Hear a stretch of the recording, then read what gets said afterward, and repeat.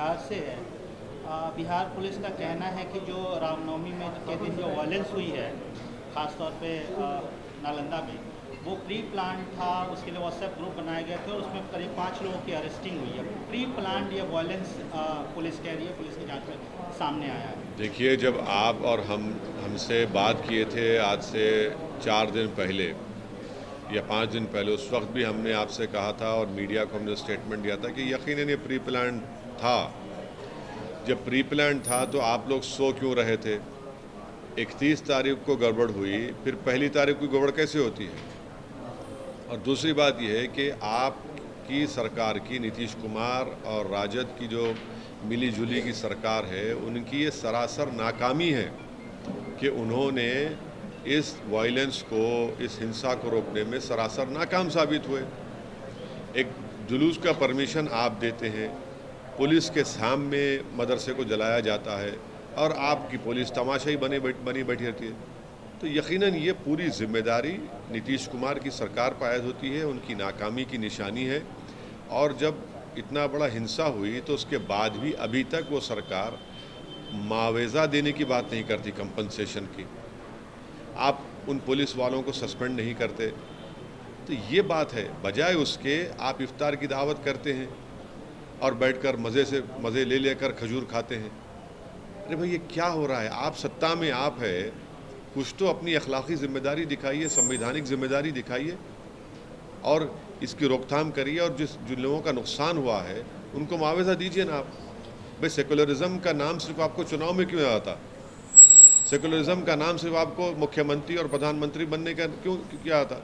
भाई, सेकुलरिज्म का अगर याद है आपको तो मुआवजा दीजिए, जिनका नुकसान हुआ उनकी मदद करिए। और जो सासाराम में हुआ उस पर बात करिए, उसमें भी घरों को लूटा गया, बात ही नहीं हो रही सरकारी तरफ से। सिर्फ इफ्तार की पार्टी में खुशियां मनाई जा रही हैं जब लोग परेशान हैं, बर्बाद हो चुके हैं। आप पुलिस की कार्रवाई से संतुष्ट हैं सर? बिहार पुलिस की कार्रवाई से अभी तक जो भी जांच वो कर रहे हैं, गिरफ्तार बिल्कुल नहीं है, क्योंकि उल्टा वहाँ पर बड़ी तादाद में मुस्लिम अक़लियत को गिरफ्तार किया जा रहा है। ये हमारे पास रिपोर्ट है। जिनको निशाना बनाया गया, जिनके घरों में घुसकर लूटा गया सासाराम में, उल्टा आप वहीं पर आप उनको निशाना बना रहे हैं। 10-10 घंटे बुलाकर बिठा लेते हैं कि बताओ ये क्या है, वो क्या है। अरे भाई, आपकी मौजूदगी में गड़बड़ हुई, आप अपना इंट्रोस्पेक्शन करिए, अपना मुहासबा करिए, देखिए। सर, एक और, आप राजस्थान का दौरा कर रहे हैं, अभी राजस्थान जाने वाले भी। राजस्थान में सचिन पायलट अपनी सरकार के खिलाफ अनशन कर रहे हैं, प्रोटेस्ट कर रहे हैं, कार्रवाई की मांग करते हुए। इसको आप कैसे देखते हैं? आप राजस्थान का दौरा भी करने वाले हैं। देखिए, कांग्रेस की सरकार हो या बीजेपी की सरकार हो, एक सिक्के के दो रुख हैं। दोनों ने करप्शन को बढ़ावा दिया था और इसीलिए आज आप देख रहे हैं कि एक x deputy chief minister Congress का अपने ही सरकार के खिलाफ प्रोटेस्ट करने जा रहा है। तो इससे क्या मैसेज जाता है? इससे मैसेज ये जाता है कि कांग्रेस पार्टी हो या बीजेपी हो, करप्शन पर वो सीरियस नहीं है। और कांग्रेस पार्टी में हम शुरू से कह रहे हैं कि वो बजाय राजस्थान की जनता को अच्छा गवर्नेंस दे, वो गवर्नेंस देने के बजाय ये सब चीज़ें हो रही हैं उन लोगों में, और इससे राजस्थान की जनता बेजार है इन लोगों से, कांग्रेस सरकार से। आप इस कदम को कैसे देखते हैं? आप सपोर्ट करते हैं सचिन पायलट के? मैं कौन होता हूँ उनको सपोर्ट करने वाला? वो अपने पार्टी के डिप्टी चीफ मिनिस्टर रहे हैं, वो अभी भी मुख्यमंत्री बनने का ख्वाब देख रहे हैं, वो अपने ख्वाबों को पूरा करना चाह रहे हैं, बजाय उसके कि वो राजस्थान की जनता के ख्वाबों को दोनों मिलकर पूरा करते हैं। मगर एक बात साबित हो गई कि राजस्थान में बीजेपी हो या कांग्रेस हो, एक सिक्के के दो रुख हैं और करप्शन पर सब कॉम्प्रोमाइज कर चुके हैं।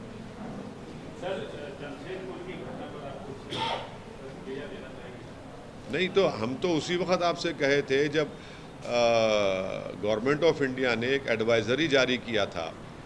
हम तो ये कह रहे थे कि वो एडवाइज़री वो आरएसएस के ऑर्गेनाइजेशंस को जारी कर रहे थे, बीजेपी की सरकार तरह के भाई ज़रा अमन बरकरार रखिए, गड़बड़ होने मत दीजिए। एडवाइज़री सरकारों को देते रहे। भाई, आप खुद ज़मीन पर क्या कर रहे हैं? आपकी ऑर्गेनाइजेशन, आरएसएस के जो सिस्टर ऑर्गेनाइजेशन है, वो क्या कर रहे हैं? देखिए।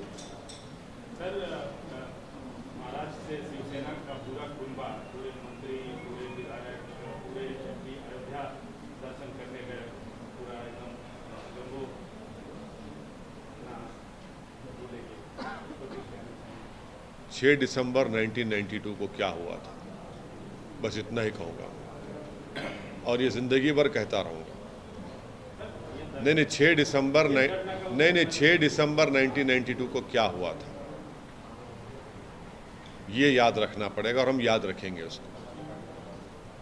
पूरे महाराष्ट्र में 50 हेट रैलीज होते हैं मुसलमानों के खिलाफ, जिसमें ये सरकार के मिनिस्टर्स बैठकर मुसलमानों को गाली देते हैं, बकवास करते हैं, FIR रजिस्टर भी करती है मगर गिरफ्तार नहीं करते हैं। जुलूस में महाराष्ट्र के जुलूस में दरगाह में जाकर बदतमीज़ी की जाती है, उस पर कोई नहीं बोलते। तो ये यही एजेंडा है उनका। एजेंडा तो यही है उनका कि इसी तरह से लेके चलो, और ये एजेंडा सिर्फ इनका नहीं है, ये सबका एजेंडा बन चुका है कि कौन सबसे बड़ा हिंदुत्व का लीडर है। वही कंपटीशन हो रहा है ना बेरोजगारी पे बात होती है, ना महंगाई पे बात होती है, ना आपके जो नौजवान परेशान हैं, किसान परेशान हैं, उस पर कोई बात ही नहीं होती। इसी पे सब बात कर रहे हैं, इसी पे सब लगे हुए हैं।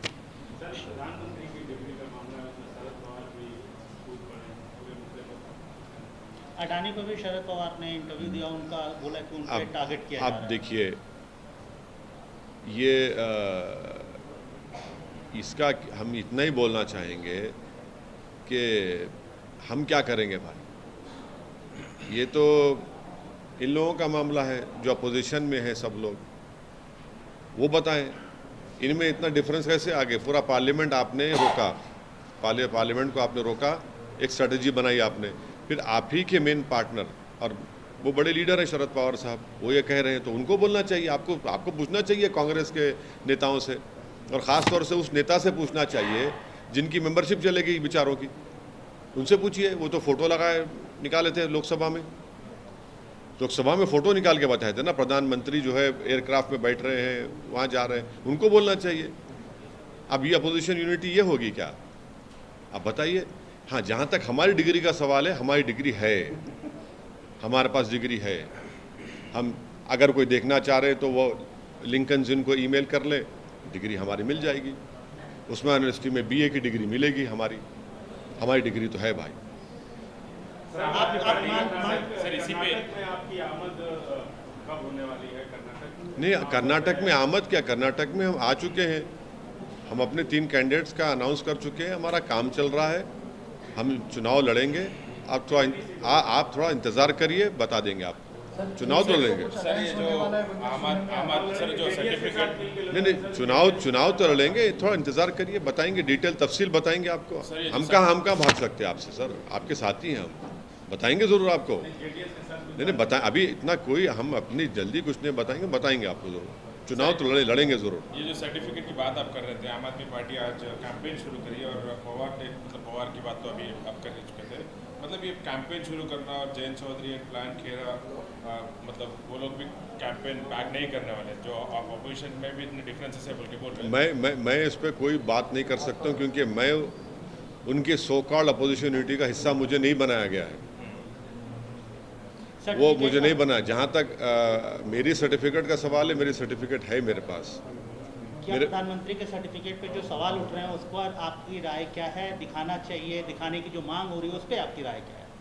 अरे भाई, अगर मुझसे कोई आकर पूछेगा तो मैं बोल दूंगा, दे दूंगा आपको मेरा सर्टिफिकेट, अभी बता दूँ आपको लाके लेके आओ। मैं तो 12 लाख की डिग्री लेके आओ, मैं तो ऑफिस में लगा के रखा हूँ उसको, आप देख लीजिए ना, छुपाने का क्या है?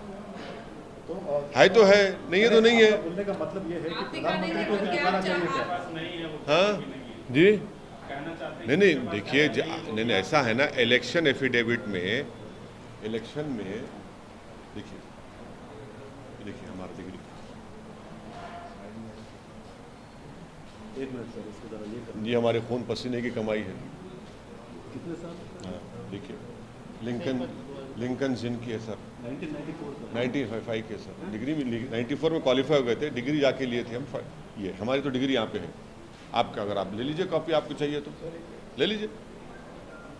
इशारों में आप बोल रहे हैं कि दिखा देना? नहीं, हम ये नहीं बोल रहे। देखिए, जब इलेक्शन आप पिटीशन दाखिल करते हैं, एफिडेविट नॉमिनेशन का, उसमें लिखना पड़ता है ना, आमदनी आपकी, बीवी है नहीं है, बच्चे है प्रॉपर्टी कितनी है, डिग्री कितनी है, सब लिखना पड़ता।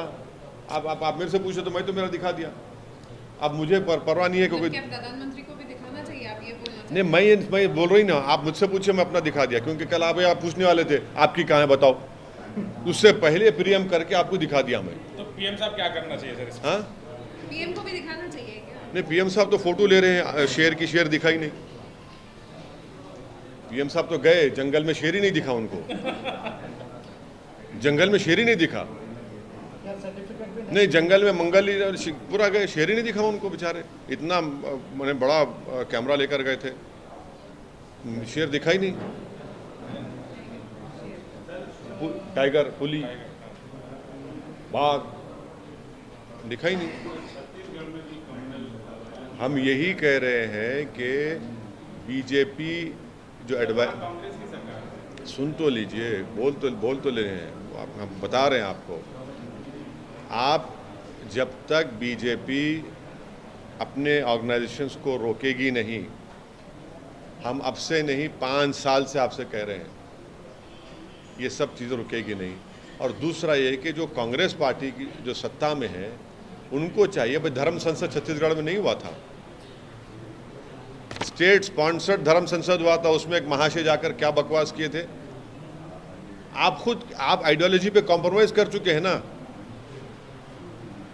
आप ये दिखा रहे हैं कि सबसे बड़ा हिंदुत्व की आइडियोलॉजी का नेता कौन है, तो कांग्रेस पार्टी में कहाँ रहे वो आइडियलिज्म की पॉलिटिक्स, नेहरू की? कहाँ रही वो मुजाहिदीन आज़ादी की कुर्बानियों की सियासत, कंपोजिट कल्चर, डाइवर्सिटी, प्लुरलिज्म कहाँ रहा इनमें? ये तो सब किस्से कहानियों में, अफसानों में हो गया है। अब तो मुकाबला है कांग्रेस पार्टी का कि सबसे बड़ा हिंदुत्व का नेता कौन होगा, उसी पे लेते हो। देखिए क्या हो रहा है, आइडियोलॉजी पे कॉम्प्रोमाइज कर चुके हैं आप लोग, कांग्रेस पार्टी। प्रधानमंत्री जी का धन्यवाद करेंगे, वो तेलंगाना के लिए अपनी विजिट किए थे तो अच्छे खासा उन्होंने इन्वेस्टमेंट। नहीं, आप ऐसा सवाल कर रहे हैं जैसे कि प्रधानमंत्री ने अपने जेब से दिया है सब ये। ऐसा तो मत करिए ना, इतनी तौहीन तो तेलंगाना की, हैदराबाद की मत करिए। भारत का एक हिस्सा है, अटूट हिस्सा है, और सबसे ज़्यादा मोदी सरकार ने कहा कि पूरे इंडिया में सबसे ज़्यादा जीडीपी किसका है, यहाँ पर है तेलंगाना, नंबर 1 स्टेट है तेलंगाना। जब इतना आपको मिल रहा है तो आप दे रहे हैं ना, यही तो फेडरलिज्म है, यही तो फेडरलिज्म है। नहीं, धन्यवाद क्या है, आप, मेरा राइट है। अब आप कल बोलेंगे भाई साहब आप जिंदाबाद के नारे लगाइए, मेरा हिस्सा आपको और देना चाहिए ना। लेकिन पर्सन सुनिए, आपने जब बाइफरकेशन का बिल बनाया गया था उसमें कितने वादे पूरे किए आपने 9 साल में, बताइए। जो कोच फैक्ट्री का मामला हुआ, नहीं हुआ। कई आपको खोलना था इंस्टीट्यूट्स, आपने खोले नहीं, खोले आपने जो बाइफरकेशन का कानून है, पार्लियामेंट बनाया गया था, हम तो खिलाफ थे बाइफरकेशन के, मगर वो लॉ बना, आप ही नहीं कर रहे हैं। अब आप बोल रहे धन्यवाद बोलिए उनको।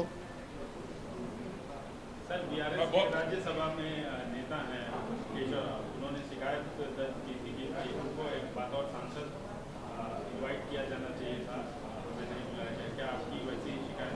नहीं, मेरे को तो व्हाट्सएप के ऊपर इन्विटेशन मिला मेरे को, पर आप गए नहीं सकते? नहीं, रमज़ान था ना अम्मा। और नहीं, और एक चीज़ क्या हुई कि उसमें पॉलिटिकल भाषण दे दिए प्रधानमंत्री। अगर मैं जाकर बैठता, आप लोग पूरा हम पे ही फोकस करते और प्रधानमंत्री जो बोल रहे हैं हम पे दिखाते, आप समझे ना। आप इतना तो ऑप्टिक्स आता है हमको भी। लेकिन पीएम ने कहा कि यहाँ पे जो परिवारवाद है, नहीं, उसके चलते नहीं, काफी करप्शन हो रहा है। क्या हुआ है? परिवार के बात की वजह से करप्शन बहुत है, और जो भी स्कीम्स सेंट्रल गवर्नमेंट लाना चाहती है उसमें रोड़े लगाए जा रहे हैं। जी, उससे पैर लगाए नहीं, हम अब वो सब छोड़ दीजिए। जब बाइफरकेशन स्टेट हुआ था उसमें जो तेलंगाना को देने का वादा किया गया था, आपने 9 साल में क्या किया? कई स्टेट गवर्नमेंट हम तेलंगाना की बोल रही है कि भाई कालेश्वरम को आप नेशनल प्रोजेक्ट बनाइए, आप नहीं बनाना चाहते, बनाइए ना। आप क्यों नहीं बनाना चाह रहे? हाईवेज को दुगना कर दिया। क्या? अरे भाई दुगना, देखिए दुगना कर दिया क्या? ये क्या कोई एहसान करे क्या? सबसे ज्यादा जीडीपी किसका है बताओ पूरे भारत में? बोलो, आप भी तो हिस्सा है ना, माशाल्लाह आप भी रहते हैं यहाँ पर, आप सब रहते हैं यहाँ पर, तेलंगाना का है। यही तो बात है यार। अरे दिए क्या, अरे क्या है भाई, ये क्या दिए, क्या है वो, क्या वो एहसान कर रहे हैं? सबको देना है, सबको देना है। करना चाह रहे हैं और सुनिए, आप करप्शन की बात कर रहे हैं। कर्नाटका में क्या हो रहा है? कौन कितना ले रहा है? कितना परसेंटेज रख दिया गया वहां पर? 40 ना। देखिए, तो सर यहाँ की सरकार भी तो सपोर्ट नहीं कर रही है, कोऑपरेट नहीं कर रही है सर। क्या नहीं कर रही? लैंड एक्विजिशन में, आरआरआर में, रेलवेज में, और फैक्ट्रीज जो रिसेंटली ओपन हुए रामागुंडम में, वो डाइवर्ट कर रहे हैं। हाँ, जितना भी फंड्स सेंट्रल के द्वारा दिया जा रहा है, देखिए 28 से 30% जंप है जीडीपी में। कुछ तो काम कर रहे होंगे यहाँ के ब्यूरोक्रेट्स, यहाँ के पॉलिटिशियंस, यहाँ के सब लोग मिलके, यहाँ की जनता। भाई आप करिए ना, करके दिखाइए। उत्तर प्रदेश में आपकी सरकार है, दिखाइए। गुजरात में दिखाइए आप। यहाँ कुछ तो हो रहा है ना। सरकार खुद पार्लियामेंट में एक सवाल के जवाब में ये कह रही है, तो अच्छा हो रहा है तो कोई नतीजा निकल रहा है ना। अगर खराब हो रहा है तो इतना बड़ा कैसे बढ़ता है फिर? आप करिए, आप कौन रोक रहा है आपको? हम तो डिमांड कर रहे थे कि आप हमारे कॉन्स्टिट्यूंसी में एक महात्मा गांधी बस डिपो से लेके फलकनुमा अब तक जो एक लाइन रुकी हुई है मेट्रो की, थोड़ा पैसा दे दीजिए। प्रधानमंत्री आइए, दीजिए, आके वो लगा दें फाउंडेशन स्टोन। यहाँ की सरकार देना चाहिए ना सर। नहीं, वो पैसे उनको देने का है, दीजिए ना, दीजिए, थोड़ा पैसे दीजिए। अच्छा वो दे दीजिए आप एयरपोर्ट का, वो तो सरकार कर रही है ना। नहीं, कहाँ कर रिजेक्ट कर दिए। Urban development ministry Hardeep Singh Puri साहब की मिनिस्ट्री ने कहा हम नहीं करेंगे। अरे दे दीजिए ना, करिए, वो भी तो इम्पोर्टेंट है। केटीआर साहब भी बोले हम करेंगे, बोले सर। अब करेंगे भाई, उनको करना है, मगर आप क्यों नहीं करना चाह रहे? अगर जो पैसे दे रहे हैं उसको दूसरी तरफ डाइवर्ट कर देखो, रहे हैं, जो पैसे दे रहे तो ऐसा है ना कि ये अब्बा जी के खजाने से नहीं आ रहा है हमको। ये तेलंगाना का पैसा आपको मिल रहा है और आपको देना है। अब आप ऐसा दे रहे हैं। अरे भाई दे रहे हैं तो क्या पर्सनल है क्या? किसी का नहीं है, देश का पैसा है, आपको देना है। इसीलिए तो कुछ हो रहा है ना यहाँ पर। सर कुछ जो है सांसद ये कह रहे थे कि हमें न्योता नहीं मिला, अगर मिलता तो जाता।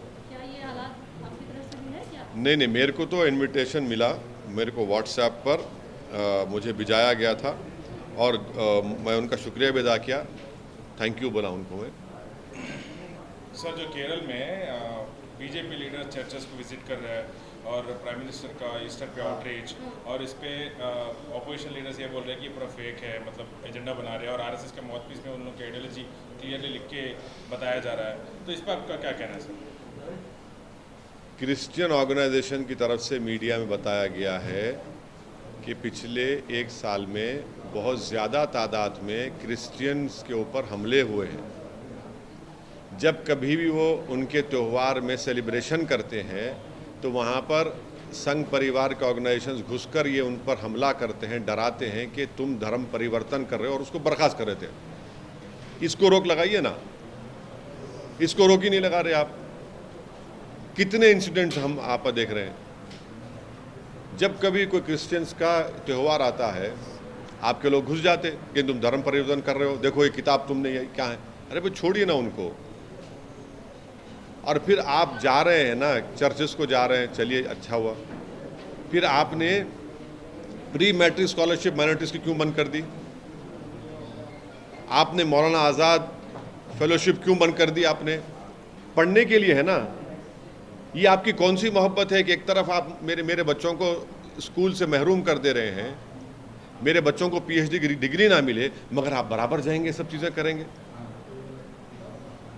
तो यही तो इनका एक किस्म से उर्दू में जो बोलते हैं ना, मुनाफिकत, हिपोक्रेसी।